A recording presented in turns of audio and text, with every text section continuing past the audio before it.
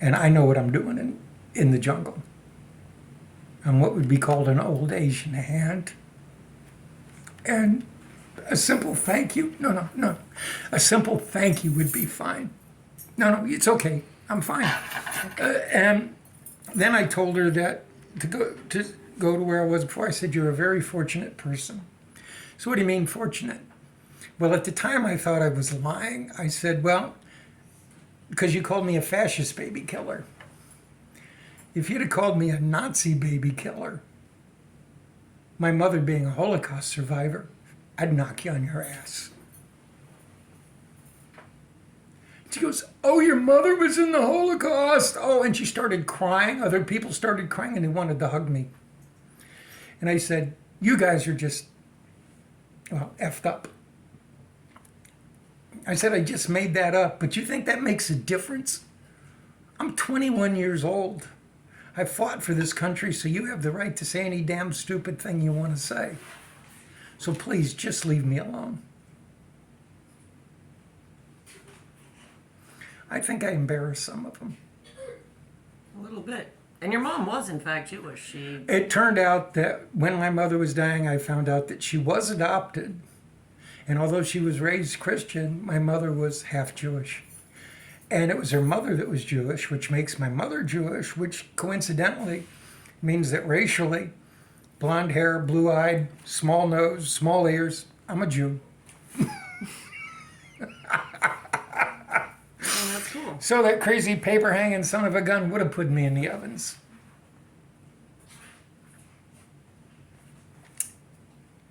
You never know. But see, people are people. All these differences, in my opinion, this is me speaking.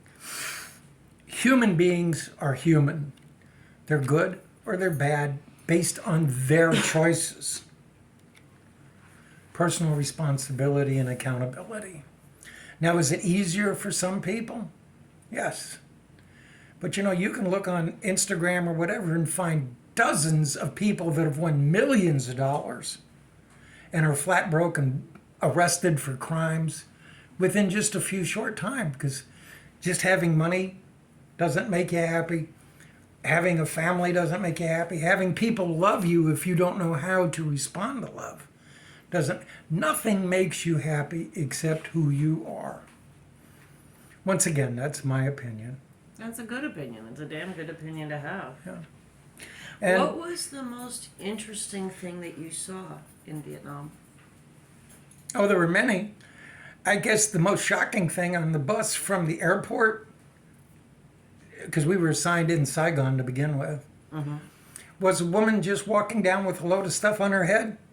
She needed to take a pee. She just squatted and peed right in the road. And I'm like, what? What's this? Where's the toilet? Yeah. I mean, I'm used to it. We lived in Europe. And if you're in Italy or other places like that, a guy will turn his back to the thing and just pee against the wall. But a woman just squatting and taking a pee? I mean, it was like, what? That's wild. What was the food like? You always talk about the Nuck Mom. Nuck Mom comes from any flavor from bad to disgusting. Oh, okay. Well, not really. You know, it's the like the universal savoring or flavoring that they put on Oh, most fish things. sauce. What? Fish sauce. Yes. And it goes anywhere from mild to like, oh, this is aged, Nook Mom, and oh my God, is it pungent? It is very fragrant. Yeah, well, like kimchi goes anywhere from, which is, Korean. Oh, I love kimchi though. Yeah, but kimchi goes anywhere. It's just like curry. You got really mild curry that you can barely taste all the way to, This is true. oh, hell, give me a habanero. It's not this hot. You know? Who was in your squad? I don't remember. I've blocked all that out. I remember Captain Ford and my top sergeant. But other than that, I only remember the names of one person that I graduated from high school, and that's only because I saw him in Vietnam.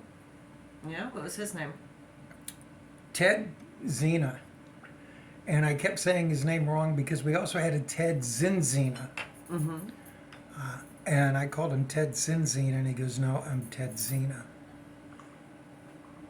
I was in your homeroom, the other guy wasn't. Yeah, but Sinzine is so much easier to remember. I mean, it's more bizarre, you know. Just a trick of the mind. Yeah, it's like sometimes it sticks. Yeah. Well, it's like trying to remember things that I did, but, you know, I can remember Roy G. Biv. King Philip cried, oh, for goodness sake, from when I was 5 or 6 or 7 years old. How you remember the color wheel, and how do you remember how you classify plants and animals? You know, you have a mnemonic, it works. Did you make any friends over there? In Vietnam? Best friends. Like who? Tell me about them. If you can. Well, my whole life, after I was very young and we moved my father would move in months, not years, in the military because of who he was. He was a guy that would take a bad squadron and clean it up, and then we would move and he'd go clean up another squadron. So he was a hard man. For the Air Force, right? For the Air Force. And this moving all the time was heartbreaking to me. And so I do tell people, when I'm gone, I won't think of you again. I won't remember. I don't remember people's names well. Still, I try really hard now, but I never cared to remember people's names. Growing up, I remember one really close friend. And that was from Shreveport, Louisiana, the first time we lived there. I was 8, he was 8.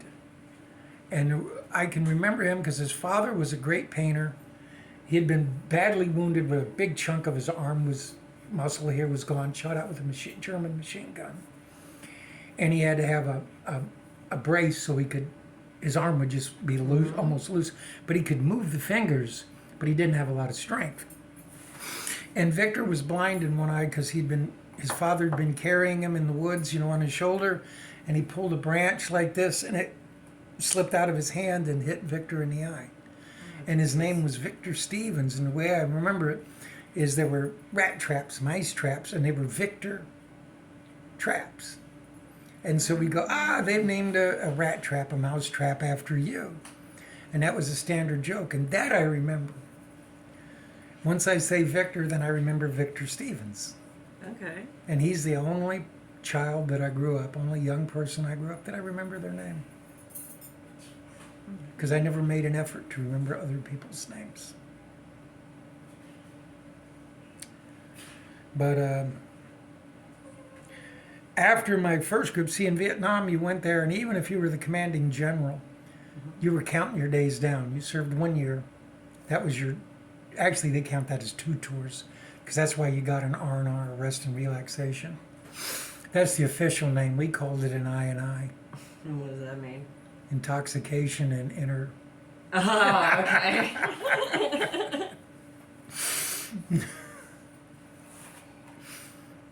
Fair enough. Yes. Fair enough. What years were you over there? I got there in November of 67 before the Tet Offensive of 68. And I left in July 3rd of 1970. So you were part of the Tet Offensive? Oh, yeah. And what happened with that? Well, we got run out of where we were. We were pulled into Saigon to free the town, Okay. the 1st Infantry Division. My regiment, because Army divisions, you think of the division and battalions, but the regiment's the way it's counted. That's your number designation. And I was in the armor. I was with the 2nd and 63rd Armor, which was part of the 1st Infantry Division.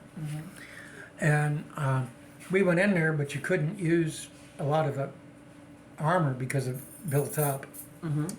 But we did. And our regiment, my regiment, took more killed in the first 3 months I was there than the whole Army took the last 6 months Oh, Jesus. I was in Vietnam. Which regiment was this? Well, it was the 63rd. The Army 63rd? Yeah, 1st Infantry. I'm sorry, Dad. Yeah.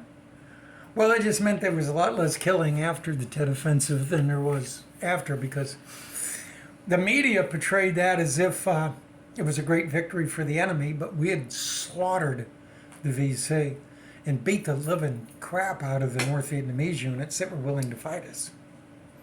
But all the media concentrated on was our losses and some stuff that's just like, they tricked the guy into cutting an ear off and then made it like everybody cut ears off and saved them and shit. There's a lot of that going on now about stuff. So and if you don't mind a digression, in World War II, the Academy Award for documentaries was the Marines at Tarawa.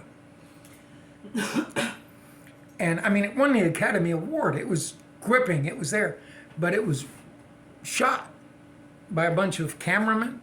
Of the cameramen that shot the film that they got, only one of them survived. Every other cameraman died, and they recovered the film, and then it was edited. But I mean, they showed things like American bodies in the surf and blood, and Japanese running away and being gunned down or flame floored, people coming out of a bunker on fire and shit.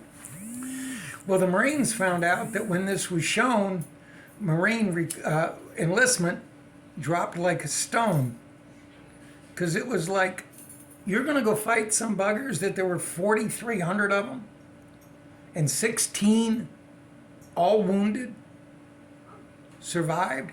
They all fought to the death,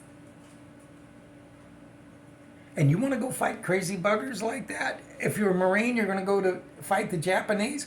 No, send me to Europe, I'll join the army. My chances are I'm going to go fight the Germans, who are actually think somewhat the way we do. Or have like at least a nice lazy group of rich kids that whose mansions you can raid. Something. Yeah, well, something. But I mean, there's nothing except a few Japanese souvenirs you can find on the islands that they occupied, and the brutality of that war. After a while, you give somebody a signal, hands up, because they would walk out with grenades, all with the pin pulled. You'd say hands up, and they'd go like this, and the grenades, they'd try to get close enough to you, because they wanted to commit suicide anyway, to die for the glory of the emperor. Kamikaze was nothing new for the Japanese.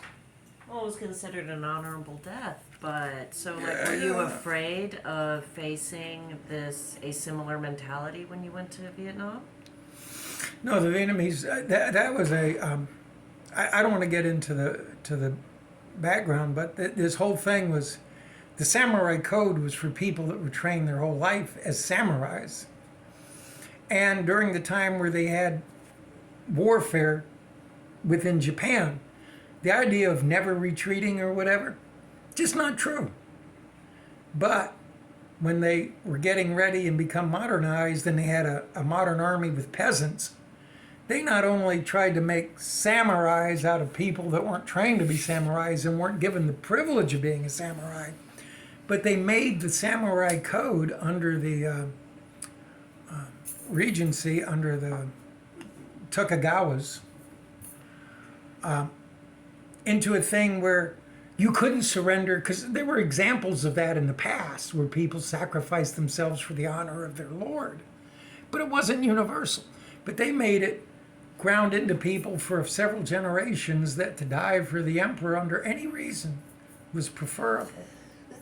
And that's just not the truth when they were actually fighting. It became a mythology when there was peace in Japan and the samurais didn't have anybody to really fight. They made this mythology of never surrender, never retreat, never, and it was just a myth.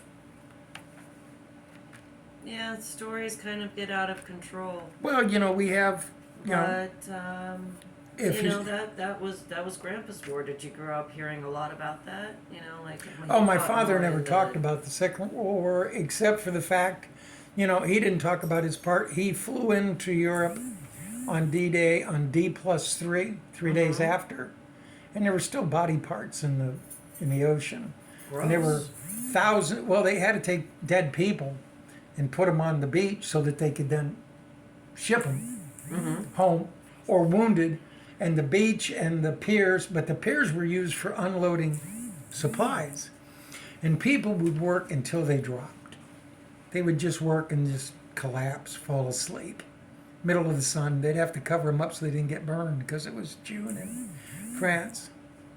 And the Germans were still shelling the beach periodically. I mean, we'd beaten them back some, but we were still within range of their heavy artillery, and you never knew if they were coming because they were poorly led, but they had some panzer divisions which would have, if they'd have been properly used, could have caused us some more grief.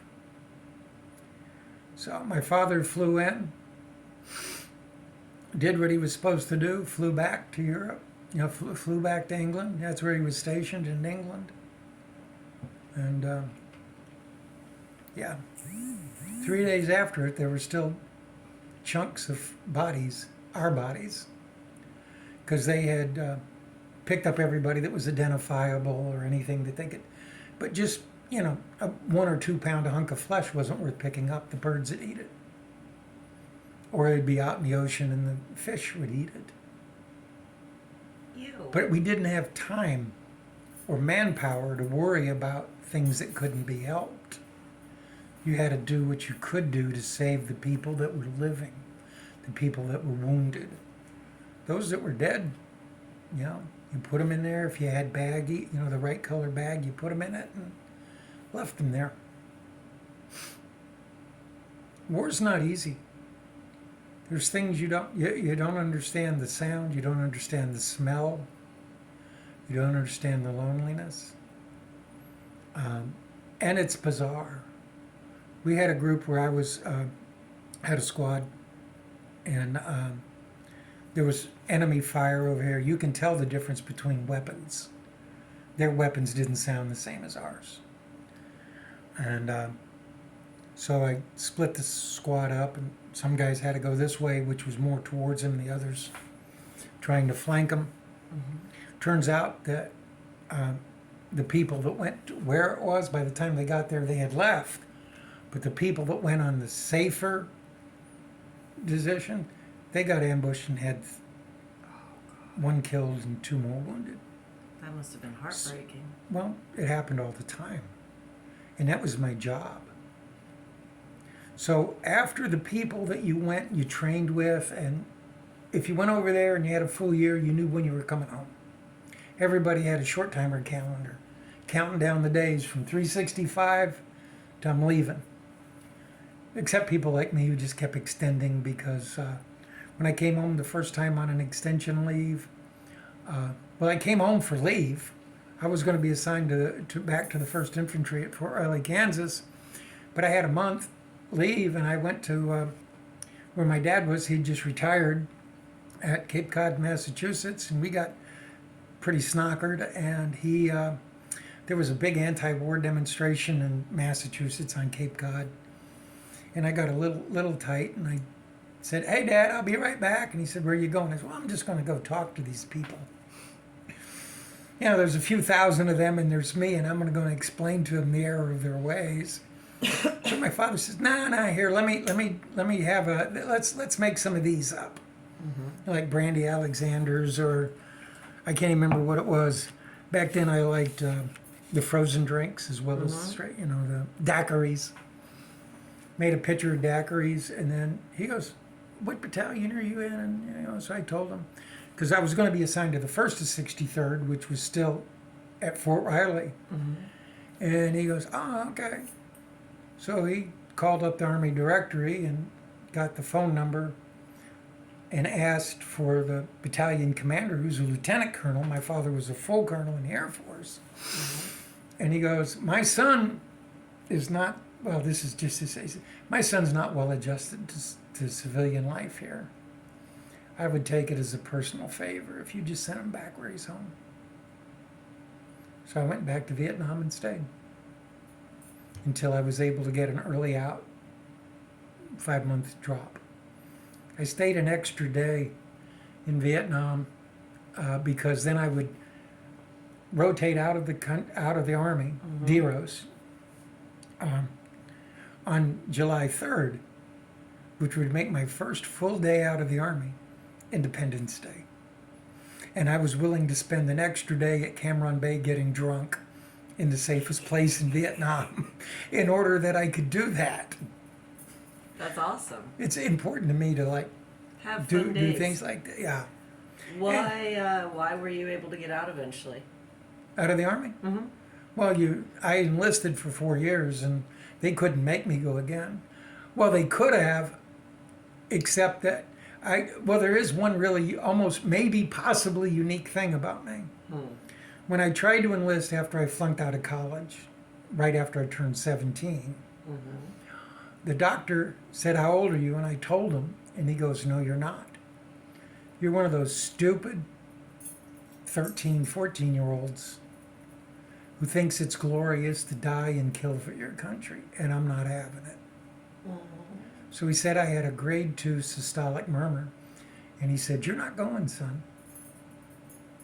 And he 4F'd me, said I had a bad heart.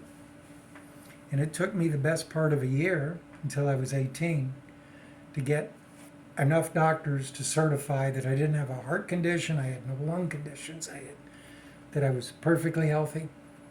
But I still couldn't be drafted because once you're there and you're 4F, you're 4F. But the enlistment requirements are different, so I enlisted. But my dad, knowing I'm a crazy bugger, said, "You're not enlisting for the combat arms."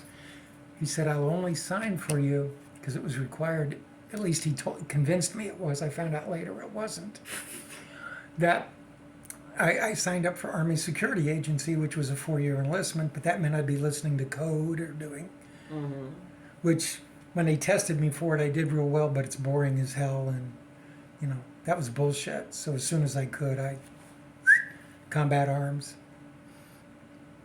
Which meant for some things, when 2 years was up and I'd been able to be drafted, I'd be going home. But I was in Vietnam. When 3 years is up, and I could have gone home if I'd have been a normal enlistee, I was still in Vietnam. And so I got pretty drunk on those 2 days, celebrating the fact that I was... They gave me an in-country R&R where you're not even supposed to carry weapons at that time in these safe areas.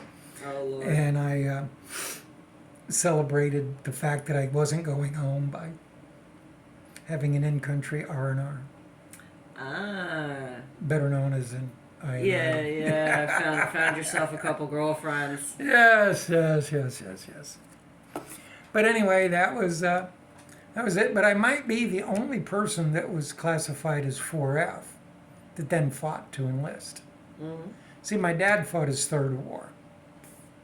His father fought the First World War and the Second World War as a colonel and then as a brigadier general. So, me dipping out of the service just because some idiot gave me a pass wasn't going to happen. My brother couldn't serve because of his asthma. He really was 4F. I wasn't. There was nothing wrong with me. Except he was right. By civilian standards, don't have the same code of honor that civilians have. Yeah, I mean, like you just have it in your blood. It felt like that was just part of your legacy, and you needed to fulfill it on some level, some spiritual level. Well, when I came back, I went to college and graduated, and then I graduated again, and then I got a job with the feds in law enforcement. Retired, did a few things. I mean, I didn't really need any more money, but I worked in convenience stores. Great way to pick up and meet people. Working in a convenience store. And then I said, no, I need to do something important. So I heard about the Department of Corrections was paying for the training if you give them a year. So I volunteered for that, and I served 10 years as a correctional officer. I got out of the corrections as a sergeant. I could have been higher, but since I didn't, the amount of money wasn't a great deal. Unless you got to be a lieutenant, like a major or a colonel in charge of a facility. Other than that, the difference between being a lieutenant and being a sergeant was 10% or 15%. It made no difference. My retirement was more than my paycheck. So why would I hurt someone else's career that was their income for a tiny bit of money? Plus, I liked working with the inmates. And the inmates, even though they resented me to begin with, liked me because they knew exactly what I was going to do every day. I wasn't real easy one day, then real hard the next. I didn't curse them. I didn't write people up when it wasn't necessary. And actually, at the end, I hardly ever wrote anybody up. I just gave them extra duty and watched them. It's made them work. So that they couldn't do their rec. They couldn't. And that seemed a much better thing, because when people get locked up in the box, they lose game time, which keeps them away from their loved ones. But if they learn the things that they're supposed to learn in prison, you can be ready for life. Regrettably, they do a very poor job because most correctional officers are very lazy. They don't do their job.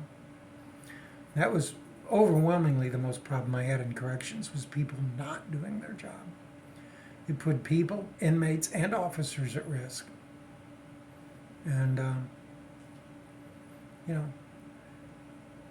that's just me. That's my opinion. I'm No, gonna, it's a I'm gonna good stick with. opinion. I'm gonna stick with it. I'm sure that a lot of people would agree with you that our prison system needs some serious reform Yeah.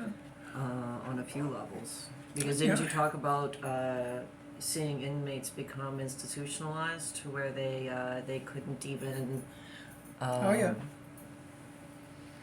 Well, we had one inmate who had been in the 1930s, the early 1930s.